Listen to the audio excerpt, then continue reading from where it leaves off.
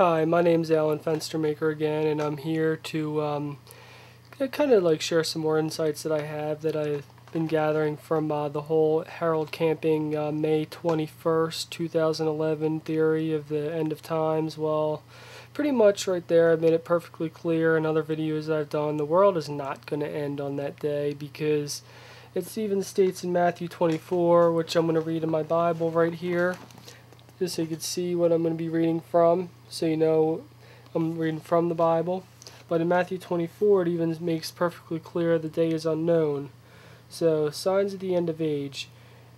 Matthew 24, Jesus left the temple and was walking away when his disciples came to him to call his attention to his buildings. "Do you see all these things?" he asked. "I tell you the truth. Not one stone here will be left on another. Every one will be thrown down." As Jesus was sitting on the Mount of Olives, the disciples came to him privately. "Tell us," they said, "when will this happen? And what will the sign of your coming and the end of age?" Jesus answered, "Watch out that no one deceives you, for many will come in my name, claiming I am the Christ, and will deceive many. Sorry about that. You will hear of wars and rumors of wars, but see to it that you are not alarmed. Such things must happen, but the end is still to come. Nation will rise against nation, kingdom against kingdom. There will be famines and earthquakes in various places. All these are the beginning of birth pains. Then you will be handed over to be persecuted and put to death, and you will be hated by all nations because of me. At that time many will turn away from me and faith and betray and hate each other. And many false prophets will appear and deceive many people." So it even says in here, at that time many will turn away from faith and will betray and hate each other. And many false prophets, it even says, Matthew 24 verse 11, and many false prophets will appear and deceive many people. So right there it even says that there will be false prophets that will deceive people, and that's what I believe Harold Camping is. He's a false prophet because he made a prediction already that back in 1994 that the world was going to come to an end, but it never did. So because he made a prophecy already that didn't hold true, that automatically makes him a false prophet. And it says here that and many false prophets will appear to deceive many people. Because of the increase of wickedness, the love of most will grow cold, but he who stands firm to the end will be saved. And this gospel of the kingdom will be preached in the whole world as a testimony to all nations, and then the end will come. So when you see standing in the holy place the abomination that causes desolation spoken through the prophet Daniel, let the reader understand. Then let those who are in Judea flee to the mountains. Let no one on the roof of his house down to take anything out of the house. Let no one in the field go back to get his cloak. How dreaded will it be in the days for pregnant women and nursing mothers. Pray that your flight will not take place in winter on the Sabbath, for then there will be great distress, unequaled from the beginning of the world until now, and never to be equaled again. If those days had not been cut short, no one would survive, but for the sake of the elect, those days will be shortened. At that time, if anyone says to you, "Look, here's the Christ," or "There he is," do not believe it, for false Christs and false prophets will appear and perform great signs and miracles to deceive even the elect.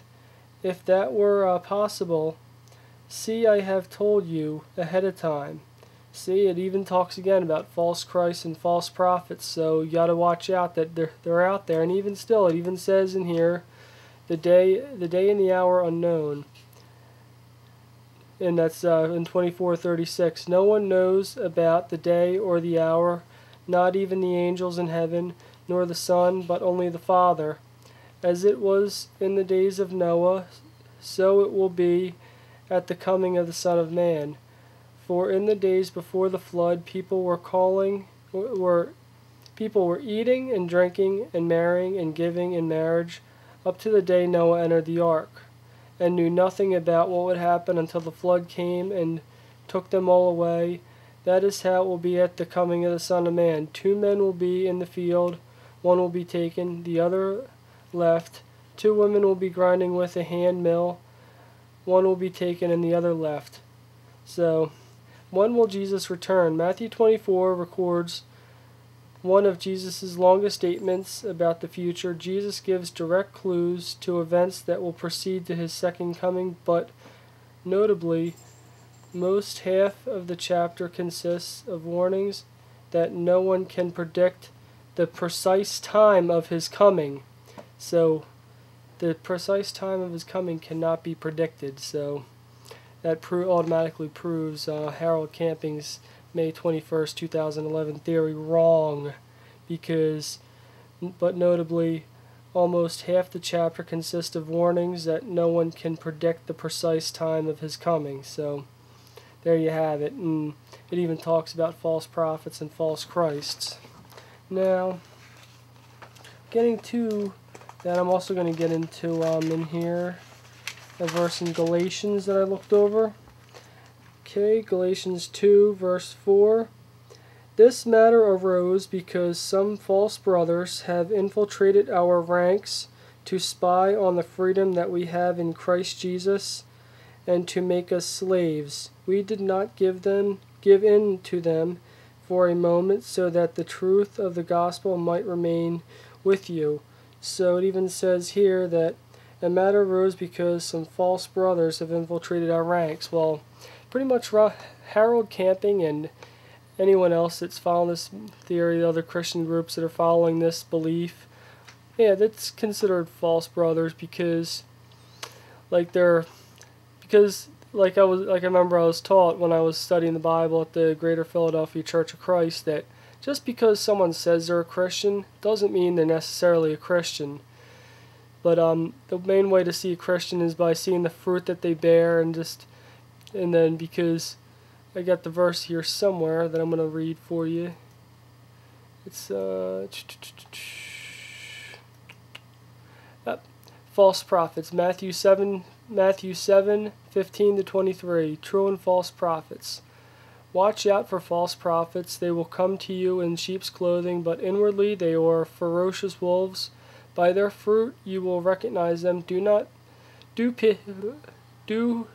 people pick grapes from thorn bushes, or figs from thistles? Likewise, every good tree bears good fruit, but a bad tree bears bad fruit. That's how you see if someone really is a true Christian, and if there is the fruit that they bear. Like a good tree bears good fruit, a bad tree bears bad fruit. A good tree cannot bear bad fruit, and a bad tree cannot bear good fruit. Every tree that does not bear good fruit is cut down and thrown into the fire. Thus, by the fruit you will recognize them. And then true and false disciples. Not everyone who says to me, Lord, Lord, will enter the kingdom of heaven, but only the one who does the will of my own Father is in heaven. Many will say to me on that day, Lord, Lord, do we not prophesy in your name, and in your name drive out demons, and in the name perform many miracles? Then I will tell you plainly, I never knew you. Away from me, evildoers. And then you also have here, many people might be saying that this is all written back in the day, that it doesn't hold true. But yeah, it's true. The Bible does hold true today. So like what I'm saying about the day being unknown, and about how there will be false prophets and false brothers coming to deceive us, and it says in Hebrews 13:8, Jesus Christ is the same yesterday and today and forever. Okay, and then let's see the next verse. Oh yeah, also because all this that's coming up too, like it even says in 2 Timothy 4 verse 3, "For the time will come when people will not put up with sound doctrine. Instead, to suit their own desires, they will gather around them a great number of teachers to say what their itching ears want them to hear." So that again tells you to watch out for false prophets like Harold Camping and other people like that. And in 2 Corinthians 11:26, "I have been constantly on the move. I have been in danger from rivers, in danger from bandits, in danger from my fellow Jews, in danger from Gentiles, in danger in the city, in danger of the country, in danger at sea, in danger from false believers." And then in Proverbs 6:19, "A false witness who pours out lies, and a person who stirs up conflict in the community." So I've proven so far a bunch of evidence right now that there are false prophets, and then now I'm going to read something I looked up in Wikipedia about false prophets. In religion, a false prophet who is one who claims the gift of prophecy or who uses the gift for evil ends. Often, someone who is considered a true prophet by some people is simultaneously considered a false prophet by others. The term is sometimes applied outside religion to describe someone who fervently promotes a theory that speaker that thinks is false. Throughout the New Testament, there are warnings of both false prophets and false messiahs, and believers are adjourned to be vigilant, such as what I already read in Matthew 7:15-23 about our sermon, or from the Sermons on the Mount. And the New Testament addresses the same point of a false prophet predicting correctly that Jesus predicted the future appearances of false prophets, affirming that they can perform great signs and miracles, following verses 24 at the Olivet Discourse. "At the time, many will turn away from faith and betray and hate each other, and many false prophets will appear and deceive many people, because the increase in wickedness and love of most will grow cold. But he who stands firm in the end will be saved." So there again it shows about there will be false prophets that will come. And then also it gives the Bible gives final warnings in 2 Corinthians 13. "This will be my third visit to you. Every matter must be established in the testimony of 2 or 3 witnesses.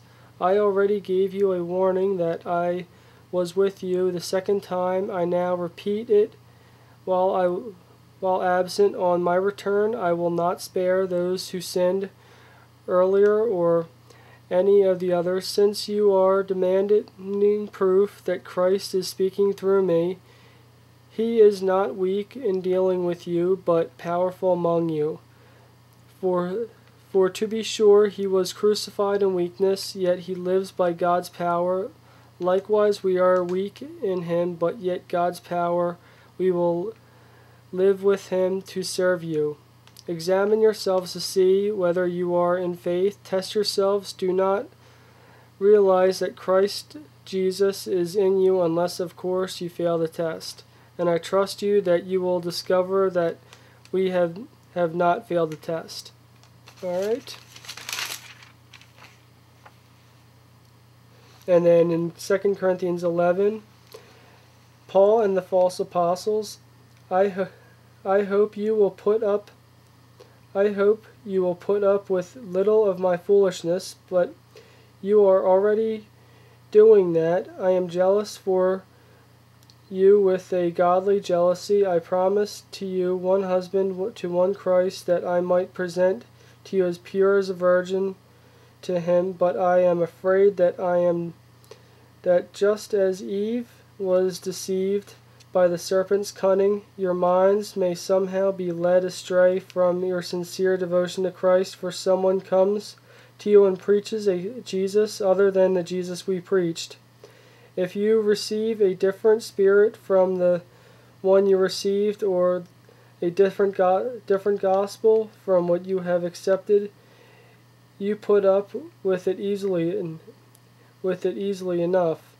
But I do not think I am the least inferior to those superior apostles. I may not be a trained speaker, but I do have knowledge we have made in this perfect clear way.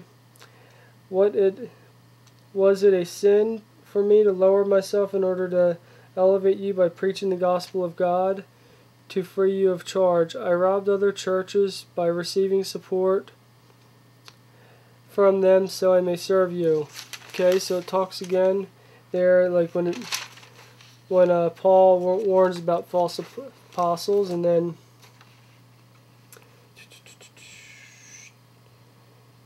okay, and guess that pretty much about covers it. I pretty much went over everything and my points of view on it about false prophets, that you want to be careful, and that there will be a time when there'll come when people will not put up with sound doctrine, instead suit their own desires when gather around them a number of teachers that say what their itching ears want them to hear in 2 Timothy 4:3.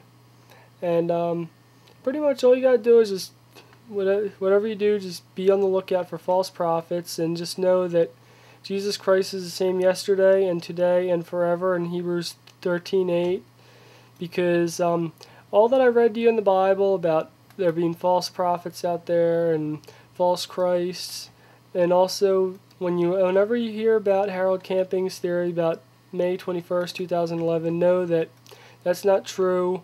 Like what I just said, that proves that the date is unknown, and only God knows when the date is going to come, but it's not going to be any time in the near future.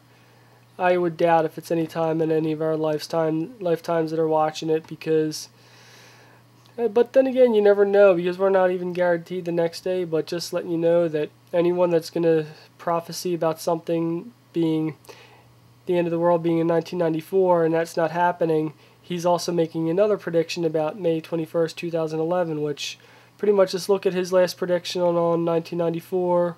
Did it come true? No. Will May 21st, 2011 come true? No. So, relax, don't worry, the world is not going to end, don't worry.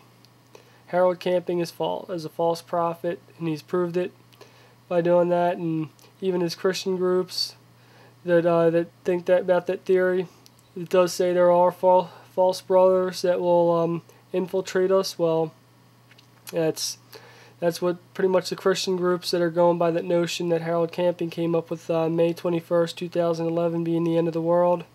That's pretty much what that is false brothers. So just make sure whenever anything comes out that you just follow the Bible, and the Bible will never steer you wrong.